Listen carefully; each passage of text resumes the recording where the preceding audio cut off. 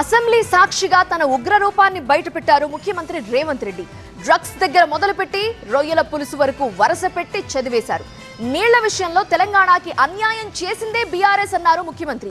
కేసీఆర్ కి దమ్ముంటే అసెంబ్లీలో చర్చకు రావాలన్నారు. అసెంబ్లీ ఉన్నదే ప్రజల సమస్యలు చర్చించడానికన్నారు సీఎం రేవంత్ రెడ్డి. అసెంబ్లీలో చర్చిద్దాం రమ్మంటే విపక్షాలు మీడియా పాయింట్లో ఊదరగొడుతున్నాయని మండిపడ్డారు సీఎం రేవంత్ రెడ్డి. సభ నుంచి బీఆర్ఎస్ వాకౌట్ చేయడాన్ని తప్పుపట్టారు ముఖ్యమంత్రి. ఎవరు మాట్లాడినా అడ్డుకుంటాం, ఆ తర్వాత మేము వెళ్ళిపోతాం. ఖాళీగా ఉన్నది కదా అధ్యక్ష, మన పార్లమెంట్ ఎలక్షన్లు ఇదే జరిగింది కదా అధ్యక్ష. నేనేం చెప్పినా సున్నా అవుతుంది, గుండు సున్నా అవుతుంది అని చెప్పిన కదా అధ్యక్ష. ఇట్లనే వివరిస్తే రేపు శాసనసభలు కూడా గుండు సున్నా అవుతుంది అధ్యక్ష. కృష్ణా జలాల విషయంలో తెలంగాణకు అన్యాయం చేసింది సాక్షాత్తు కల్వకుంట్ల చంద్రశేఖరరావే అన్నారు రేవంత్ రెడ్డి.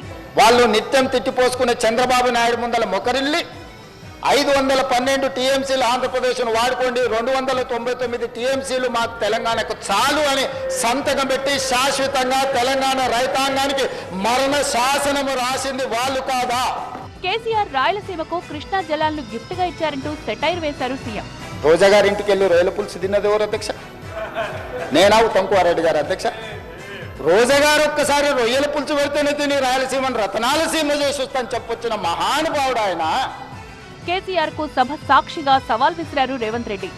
దమ్ముంటే కృష్ణా నీటిపై చర్చకు రావాలన్నారు.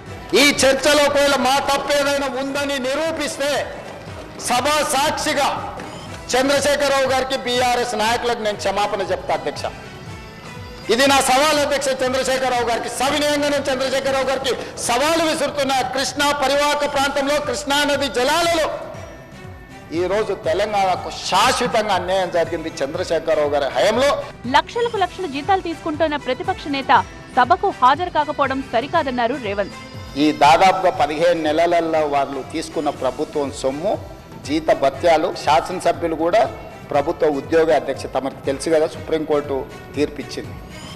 వారు 57,84,124 రూపాయలు జీత భత్యాలు తీసుకున్నారు అధ్యక్ష. 2 సార్లు ఇక్కడికి వచ్చింది, ఇప్పటి వరకు ఎక్కడికి వెళ్ళలేదండి. కేసీఆర్ నుంచి మొదలుపెట్టి కేటీఆర్ వరకు ఎవ్వరినీ వదలలేదు రేవంత్ రెడ్డి. మనం దీపావళి పండుగకి ఏం కాల్స్తాం అధ్యక్ష? చిచ్చుబుట్లు కాల్చుకుంటాం. వాళ్ళు సారా బుట్లు పెట్టుకొని, డ్రగ్స్ పెట్టుకొని, కొకేన్ పెట్టుకొని దావతులు చేసి మా బామ్మార్ది ఇంటికి పోతావా అంటాడు. ఏంది అధ్యక్ష? నీకు బామ్మార్ది ఉండొచ్చు, నీ బామ్మార్ది కళ్ళలో ఆనందం చూడడం నీకు ఇష్టం ఉండొచ్చు, కానీ ఇట్లాంటి వ్యవహారాలను ఈ ప్రభుత్వం క్షమించదు.